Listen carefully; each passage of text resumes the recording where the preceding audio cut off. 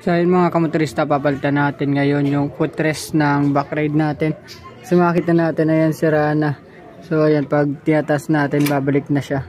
So sira na yan. So ito yung ibang issue pa rin ng Rapid 150. So ayan, so pag ginamit natin, ayan, bumababa na agad. Wala na yung bola dito na nagpapatigas sa kanya.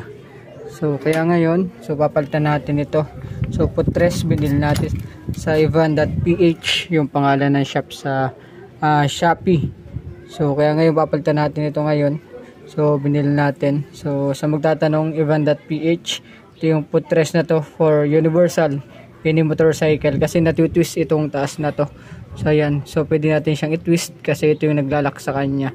Ayan, yung pang allen rings ang kasya ditong tools pang paluwag nito. So ayan, gold ang pinili natin, gold and black. So dito natin syempre ipapalit para mas maganda yung footrest ng backride natin. So sa magtatanong, ang price nito mga kamotorista ay 120. So naka-sale sila. Kapag hindi sale, ang pinaka presyo nito ay 200 plus. So kaya nakuha natin siya ng 120 kasi naka-sale. So ayun, so ikabit na natin. So baklasin na natin ito.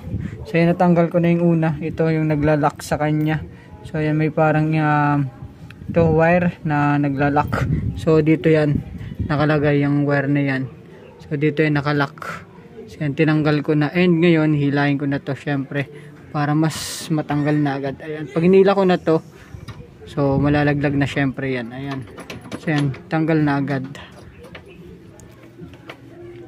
So ayun mga kamotorista, natanggal na natin. Ayan, so ito kinakalawang na, so pupunasan natin and syempre kakabit na natin bagong ilalagay natin dito. So maganda pa sana to mga kamotorista.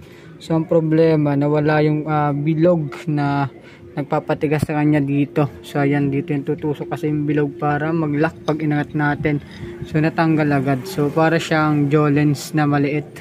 So ngayon papalitan natin ito and tingin ko mas matibay ito.